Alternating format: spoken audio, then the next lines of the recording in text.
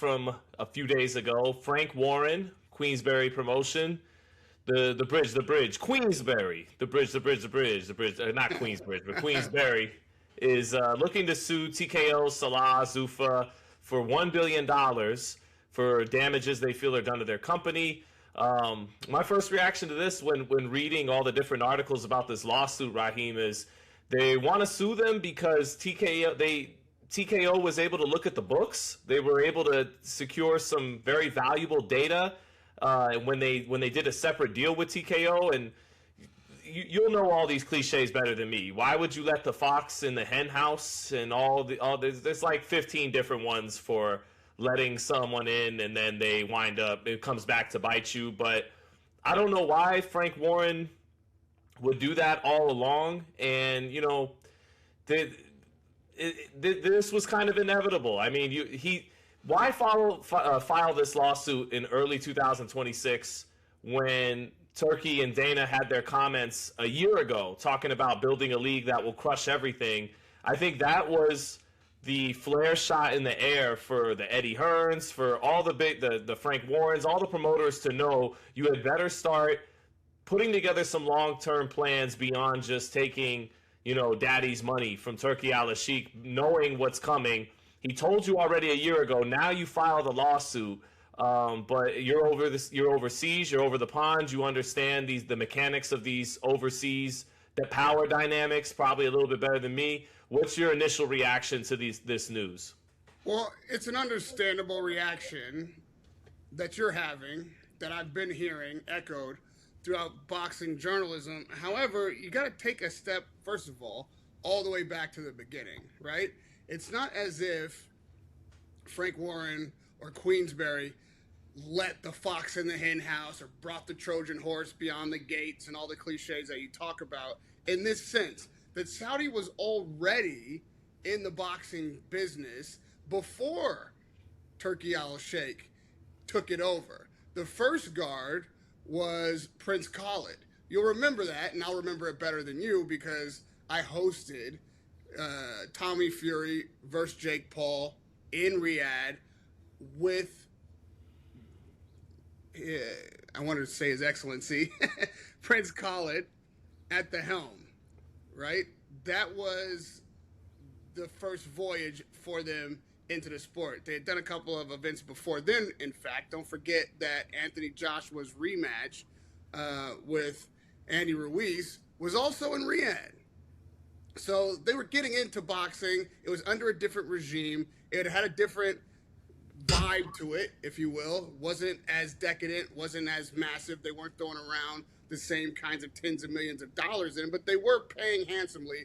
Otherwise, you wouldn't have got Eddie Hearn over there. And it was Eddie Hearn, in fact, who began doing business with Saudi, not Frank and Queensberry. What happened there was Prince Khalid didn't actually have the leverage and the purse that ultimately Turkey Al-Sheikh was able to show up with and take over. The deals that were being made and the potential fights that were being discussed at the time, the super major massive fight that could have been had was Joshua and Wilder. That was the golden goose for Prince Khalid to deliver, amongst other fights. He wasn't able to deliver those fights. He was in heavy negotiation with a bunch of different fighters to produce a bunch of different cards, but that was the big one that they wanted to put on. And for whatever reason, it didn't happen. Either he didn't have the money accessible to him to deliver on the promises that he made to Hearn, and subsequently would have had to make to, obviously, Queensberry and Frank to make a Joshua and Fury fight. But when Turkey Al-Sheikh came into the business of boxing, he was initially just in entertainment. He was doing concerts and other things outside of sports. He took it over, and that began a whole new regime, if you will. And that regime ushered in Tyson Fury and Francis Ngannou, and it was Frank Warren who, yes, in fact, did have the relationship with Turkey Al-Sheikh first. Eddie Hearn and Prince Khalid failed to deliver on what their plans were. However, must be reiterated, that was the first voyage into Saudi. So what Frank did was find the actual guy who could do the actual things that Prince Khalid was promising and Eddie Hearn was fully on board with. Eddie Hearn, for a bit, was left out in the cold in that agreement. And Turkey and Eddie had a meeting, and you've heard, I'm sure, at least Eddie has said many times in many interviews, how that meeting went. The train's leaving the station is what Turkey said to Eddie. You want to be on the platform or you want to be on the train? And Eddie said, choot, choot, right? Meaning he's jumping on board. So that is the first kind of thing that people either forget or don't understand the foundation of. So then beyond that, well, why would you turn over your documents to this guy, let him see the books, let him see how you do things? Well, because you're being paid to do so. Because you are, in fact, putting on ring events. They don't know how to put boxing matches on. They don't know the ins and outs and the workings and the structure of how to make these events. They just got the vision and the money. So they've got to employ somebody who can actually pull the event off. That was Queensberry's role for a lot of these, or all of these shows initially. And from my understanding of the contract, another thing that's been misunderstood isn't, well, we're getting paid to put the production on, the promotion, and so you can just see the books and then walk out the door. The agreement, and this is what the actual lawsuit is over, is that while the agreement to produce the fights did expire under that contract for Queensberry to be doing the shows, which is what Matchroom's doing now, the part of the deal that didn't sunset, the reason you would give someone proprietary access to this kind of information on how you do things is because Saudi was obligated to keep Queensberry as a participant in anything they did forward. Anything SELA did after that element of the contract expired where they ran the show, Queensberry, I mean, whatever SELA did, any deals they made, any subsequent business that they got profit on, or anything that they did going forward in boxing, Queensberry was a partner. And ultimately what they did was, according to the lawsuit, this is what's being alleged by Queensberry, is that when the initial part of the deal sunsetted, which was them running the show, they behaved as if the whole contract was done. But this clause in the contract carried beyond that and well on into the future. And instead, they went around and dealt with Zuffa, which is why when that was being discussed initially, Queensberry has no problem because they're expected to be a part of it. It's not like, oh, this is something that's happening and they're not going to get a piece. They're not going to be participating, as the contract says. This issue came up when it was clear that they were being cut out of the participation. And the $1 billion is based on the evaluation that Shapiro has of the business that Zuffa and SELA are doing at $20 billion. So this is my understanding, that the billion is based on the piece of the $20 billion deal, and that's Queensberry's piece. That's what the deal is worth, according to Shapiro. So if that's what the deal is worth, then Queensberry should be getting $1 billion out of that 20. I just think, do you think it's a little fair that this is a bit of a story of how compromising yourself for money can catch up with you? I don't think Frank Warren and Eddie Hearn, without a whole lot of money being thrown their way, would really want to hold hands with a Saudi sheik like that, but they did. They wound up putting together a show that they should have been able to put on of their own volition at some point and never did because of rivalries or to be more positive about it, running independent businesses. But we know running independent businesses in a sport that's a collective can hurt the sport and not give people matchups they want to see. But when you're trying to run an honest business and you have competitors, sometimes you're not as willing to want to do that. But it's a bit of another topic. But when you know, this is where holding hands and getting in bed with someone, you gotta, when you do business with people, or when you're gonna really build a real relationship with them, you have to understand the human being that you're doing business with. And if this guy has a reputation of threatening the previous regime that got into office, so to speak, MBS, with, hey, with coercing them, if you don't go along with this, I'm going to threaten you with some very nasty things. People can research that about Turki al-Sheikh. If having basically a tutu block, they said, like in the New York Times, where there's several people arrested in prison in Saudi Arabia for criticizing the football teams that Turki al-Sheikh is in ownership with or has part-time ownership with. And if you just neglect all of that because of money, and it's really greedy, Raheem, because both of you had the United Kingdom on lock. You're selling out 20, 40, 60, 80,000 seat shows already. You already had network deals secured. Eddie Hearn has already gotten $1 billion sugar daddy before all this, and Leonard Blavatnik with DAZN. Both of them had numerous shows on Box Office, Sky Sports, all that stuff, and it's just not enough. You're both already very wealthy men, and you're gonna say, well, no, I want more, and you're gonna be short-sighted about what you're getting yourself into. And now in the long term, and Eddie Hearn on his side already said, Turki used to tell me to my face, I'm gonna fuck you one day, all right? And you overlook all of that to get more short-term money. Okay, is this a little bit of a you reap what you sow? Well, to be fair, the way you're framing it is as if Eddie Hearn and Frank Warren are isolated individuals who have no fiduciary responsibility to anybody else. Now, this is going to be a cold bit of comfort for those who have to deal with the reality of what it is to have shareholders or to have boxers who rely on you to get the most money for them. Like this, what you're saying, I understand how you could have some reservations about dealing with certain people, and that can, like in my shirt might tell you, you got to be careful who you make your friends.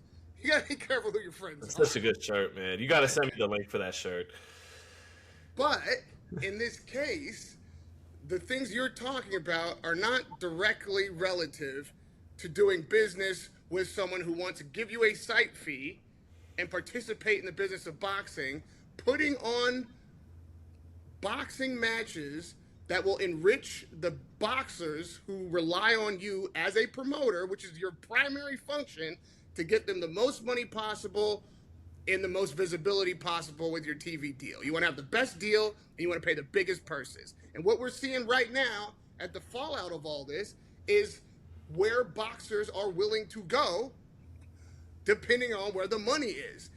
No boxers are asking themselves these questions or having these reservations or stopping them from signing these contracts or getting on these promotions with the exact same people you talk about and other people who aren't even participating in the initial insertion of Riyadh season and SELA. So as a promoter, if I'm got a stable of fighters and there's this kind of money on the table to not only make fights that they want, like fights that I can't actually make unless somebody is a go-between between me and Eddie Hearn, or if it's Eddie Hearn, between me and Frank Warren, and are willing to pay 2-3 times what these guys could make on my best day with my best deal.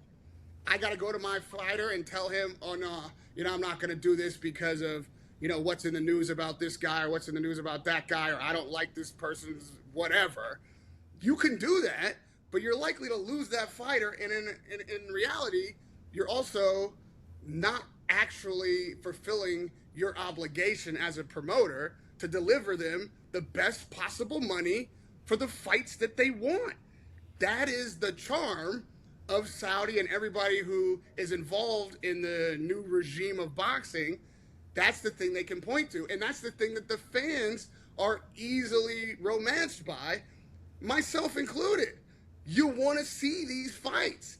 And to your point, these promoters were not capable of delivering these fights. And even if they were, the truth of it is they weren't going to be able to deliver the funds that required these fighters, or would have gotten these fighters in the ring for the kind of money that they're getting paid now, which is why now these fighters are willing to do business directly with Zuffa, SELA. The relationship with Turki is direct because they know where the money's coming from. And yes, that's always something that could have been predicted on the horizon, that Frank and Eddie should certainly have seen that part coming, and I'm sure that they did. However, you're kind of in a catch-22 even if you see that coming, because the only alternative is just to make it get here faster by telling your fighter you're not going to make the deal. Well, then you think that even at that stage, His Excellency isn't going to reach out to the fighter directly and offer him something, or wait for your contract to expire, or just go to Eddie. If you're Frank, it just goes to Eddie and say, we'll work with you instead. And now all of a sudden Matchroom is in the position that Queensberry was in for the first couple of years. They're not gonna do that. This was the only play. That's what it is to have that kind of money and that kind of power that SELA was entering the game with. I still think the quality of fights, if we're going to use a term like sell your soul for, right? The entire industry, from the fans to the fighters, the media, and the promoters, I don't think it's really worth it. I don't think, like, their 5v5 card, I don't think selling your soul for Ammo Williams versus Hamza Shiraz is such an amazing... I think when we talk up these amazing fights that just weren't being made, it's not like we're talking about 2000 HBO. We're not even talking 2013 Showtime level of fight. We're not, Raheem. 2000 HBO, Morales, Barrera, Trinidad, Vargas, De La Hoya, Mosley. Ammo Williams versus Hamza Shiraz is not that. Deontay Wilder versus Zhili Zhang is not that. I mean, just a couple years before, Frank Warren, of his own volition, with Al Heyman of his own volition, with a little bit of Daniel Kinahan sprinkled in, of course, they were able to at least do 3 Fury Wilder fights. The third one being what you said, and I agree with you, the best heavyweight fight, arguably, of the new millennium. So I just think that's a little overstated, this era, the Turkey era. I do. I don't think... Let me just address that, though, John, because you're not being fair. You are cherry picking what's happening in Riyadh, and then cherry picking what happened on HBO. You're taking the best of HBO and the mid of Riyadh season. We had 2 undisputed heavyweight championships for the first time in 25 years. HBO and Showtime were both functioning in the first quarter of this millennia and wasn't able to put that together. We had stacked cards that were well stacked, value for dollar, fight upon fight upon fight. It wasn't even just the main event. It was that you would have 4 fights down the card that were still fights you wanted to see. Yes. I mean, we just had Shakur and Lopez, which, delivered. You did. Do this, Shakur delivered. The fight didn't deliver. The fight didn't. Well, okay, to your, because you wanted a knockout. No, I want more than 5 power shots landed around by the dominant winner, with the other guy ineffective doing anything. But the fight happened. Now, what you're talking about is more of a criticism of Shakur than it is. No, I said Shakur did his thing, but we don't want to digress into that again. Right, but, okay. But the fight happened, right? Like, people might take their exceptions with Canelo Crawford, but that's a massive fight that happened. That just, the money's just not going to be there. I know how you feel about Eubank Bin, but over here in the UK, massive fight of the year, fight that's just not happening the way it happened without Riyadh season, without Ring, without Turkey Al-Sheikh. I could go on and on. It's incomparable. And let's not forget, let's not just romanticize the HBO and Showtime era.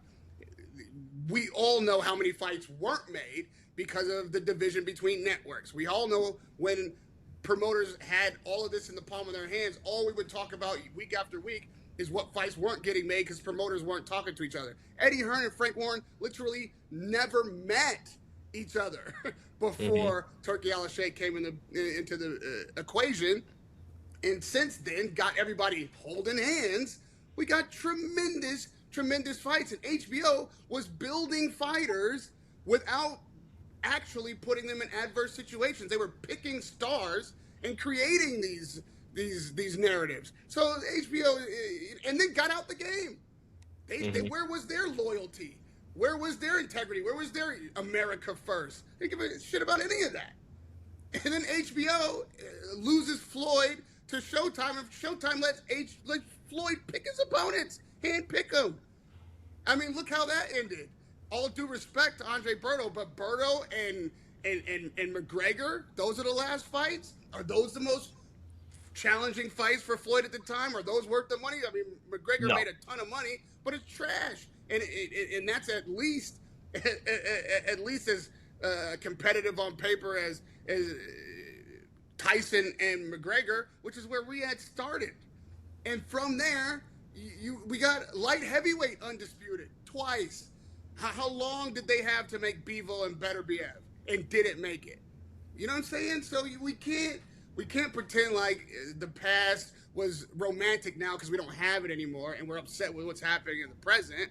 These guys brought in something of great value. Fighters made a ton of money. They're still making a ton of money.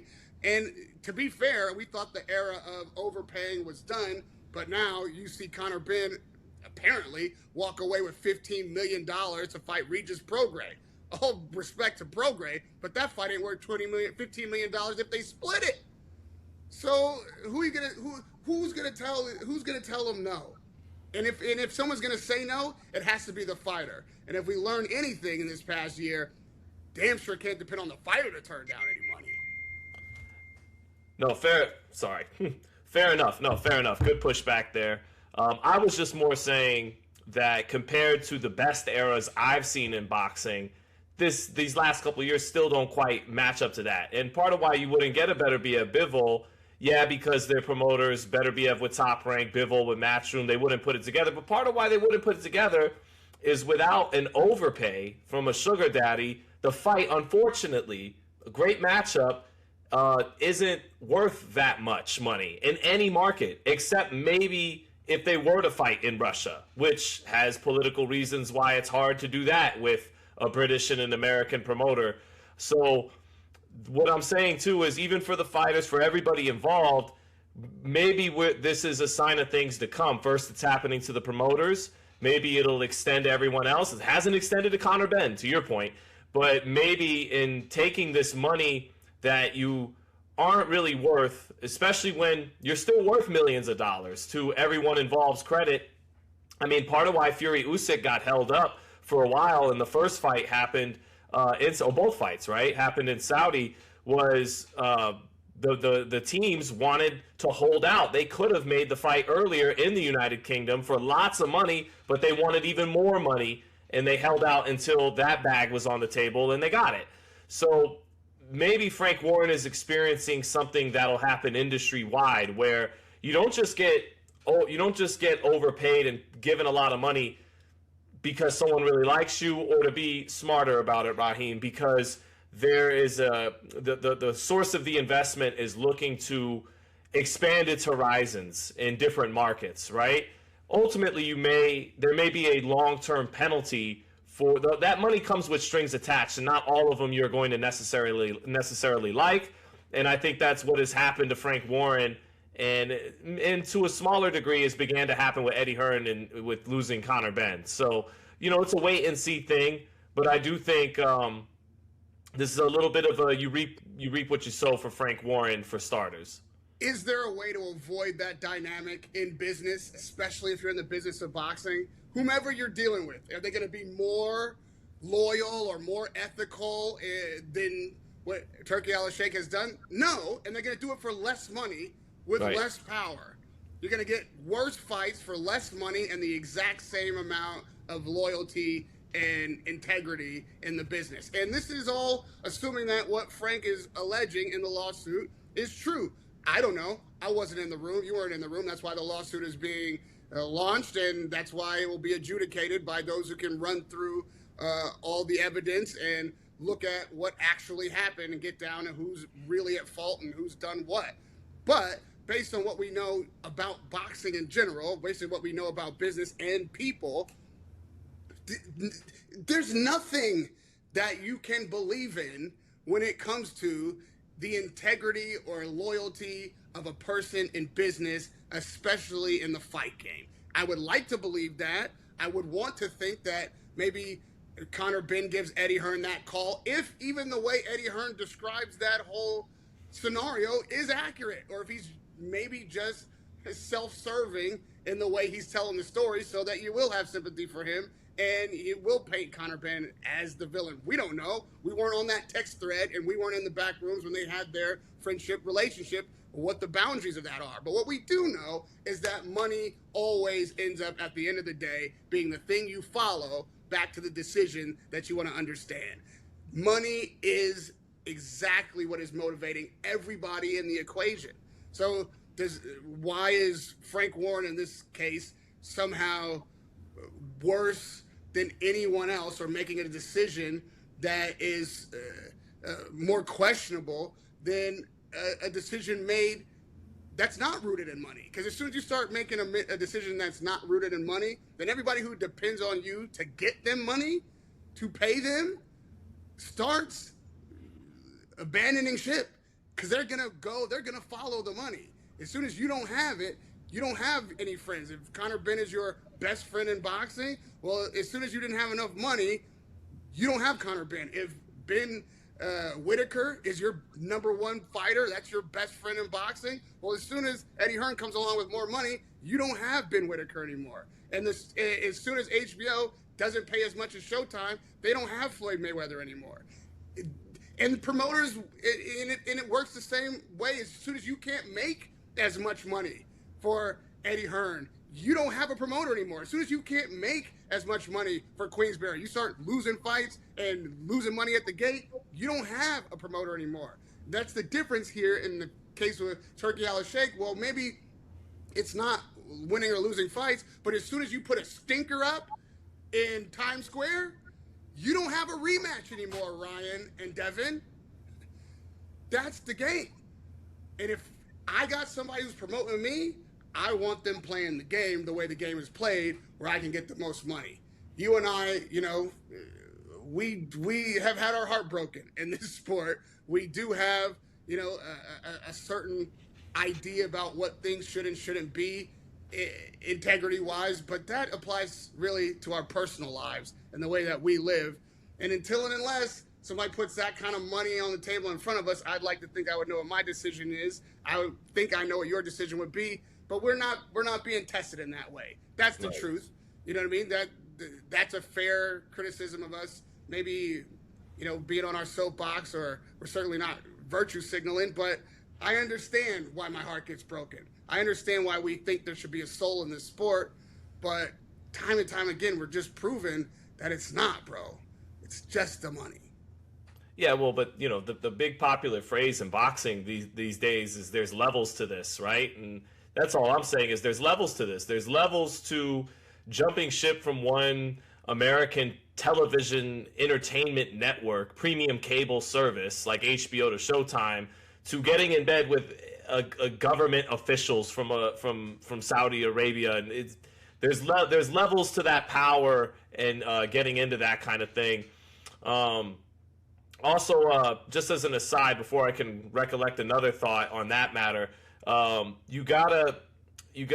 you're Frank Warren, Moses Saitama now I remember what it is when you're talking about being entitled to your shareholders, and to a degree you make them sound good when you say that, because it's, hey, I have an obligation, even if I didn't necessarily want to do this, even though they do want to do it, because more money for their fighters also meant more money for them.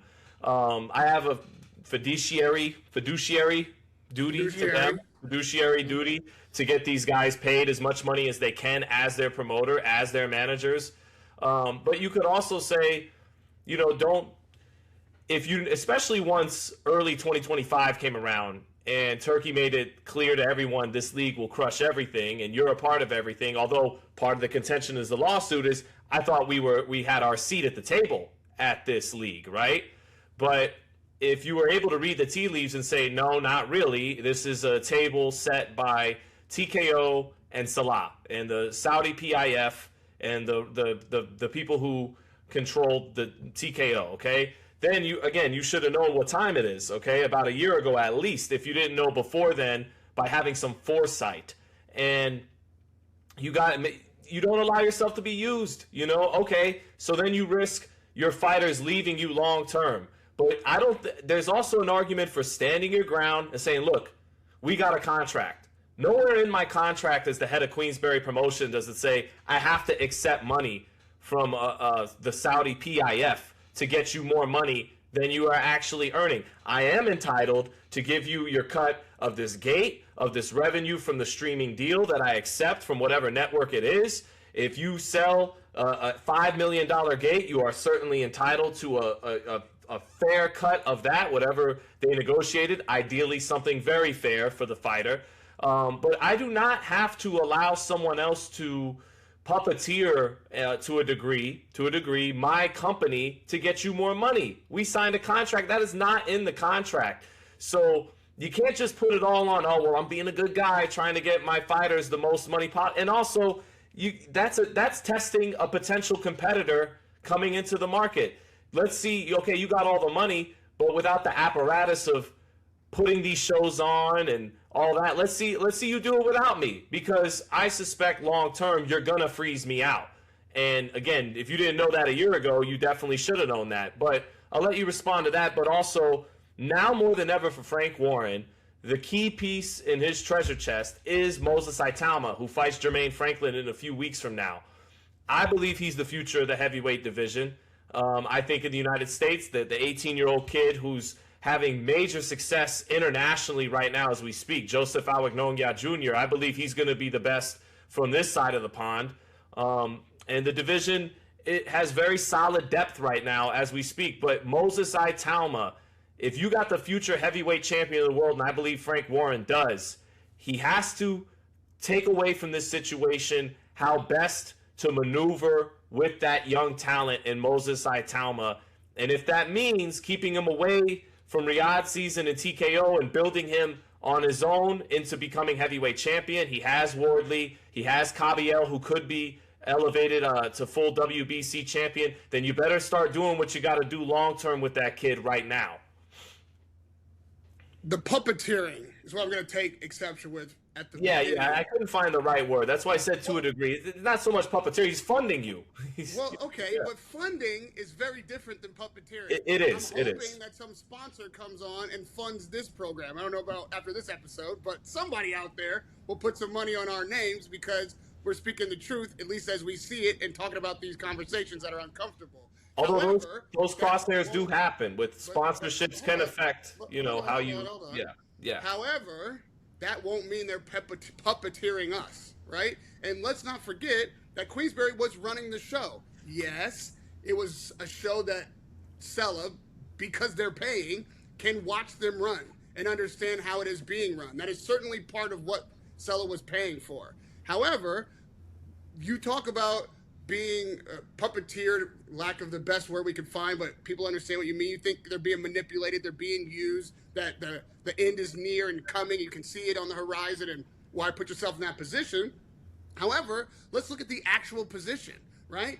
First of all, every fighter you just named is in line, either has been elevated to a world champion in Fabio Wardley, or is in line as a mandatory in Ajit Kabial for a world title. And as you go down the line, you'll keep running into Queensberry heavyweights who are next in line for a heavyweight title shot, which is a phenomenal job by Queensberry. And if, in fact, Alexander Usyk fights in Egypt and then decides that he wants to go to Zuffa and lets all of those belts disperse, it's going to be a Queensberry fighter to every belt. What a position to be in. And if the contract says what Queensberry says it says, then they put a clause in there for them to profit share on whatever SELA did, whenever they did ultimately walk out the door, which means that, yes, they saw that coming potentially and said, we can't stop you from walking out the door, but wherever you go, we're getting a piece of whatever you get. And that, according to Queensberry, is what SELA is reneging on. That's what they're being sued for not doing. So you can't ask for a better situation if you're Queensberry when they walk out the door. Queensberry's doing show after show, week after week, and all their guys at the top of the heavyweight division are lined up to be world champions. They can continue no problem and in a much better position now than they were when SELA came into the picture. And if this lawsuit is to be believed, at least the Queensberry side of it, they're in line for $1 billion tip on the way out the door. So that's not exactly being used or not seeing around the corner. That's putting yourself in a position to win on both sides of it. Now, what happens with the fight game when it comes to whether fighters stay with their promoter, whether you can keep a Moses Saitama, Well, what better way to keep a Moses Atama than to say that all of the heavyweight champions a year from now are going to be Queensberry? And if you want to be heavyweight champion, then you're going to have to fight one of my guys. And the best way to fight one of my guys is to be one of my guys, right? What a position, what a way to keep that fighter. Now, if the contract expires, or I don't know, I have any idea what the contract is with Moses, but let's say that contract comes up and Moses is like, I want to fight with Zuffa or I want to fight with Ring, they're going to have to come with a Brinks truck worth of money to pay you enough to not ever be world champion, right? So that's a good position, but who can speak for Atama other than Atama about what his priorities are? Maybe he wants that money more than he wants those titles. So this is going to be the test of the generation of boxers. I think the promoters did what they were meant to do. And as far as Queensberry goes, put themselves in the best position to move forward whenever Turkey Al-Sheikh and Ring walked out the door. We'll see how this lawsuit goes, but lawsuit or no lawsuit, Queensberry's sitting pretty. Yeah, I'm not crying. I'm not playing a violin for them at all. It's not that wasn't my take. So now it's up. The test will be the fighters. If Conor Benn is the first amongst those tests, they're not doing great. But if the test of loyalty or the PIF, or you have some political objection to Saudi or whatever it is that is supposed to be the reservation, if any of that stuff is meant to be more important to the fighter than the bottom line, it's yet to be seen. No, that's not happening. But the point of contention you did bring up is, what about, you may have a choice between, if Frank, and I don't know, Frank may be in the same position with all those guys that you think are in his deck right now, from Kabiel, who, to Riyadh Season's credit, became elevated as a star in the division, as a real contender in the division in Riyadh Season fights. And you might not be able, if you can't retain Wardley and Kabiel anyways, and they just go to Ring and Riyadh, you might be fucked either way. But if you do, in theory, keep Wardley, keep Kabiel, who's elevated, other guys from Queensberry hold the other titles. If Usyk vacates, a lot of moving parts there, then yeah, the point of contention will be, do you, at 21 years old, which I believe Itama is, are you going to buy into potentially more money going the other route without the title, or are you still old enough to remember having all the belts and being undisputed meaning something? Are you going to care about that? And because all the other stuff I talked about is not going to stop you from elevating your bottom line.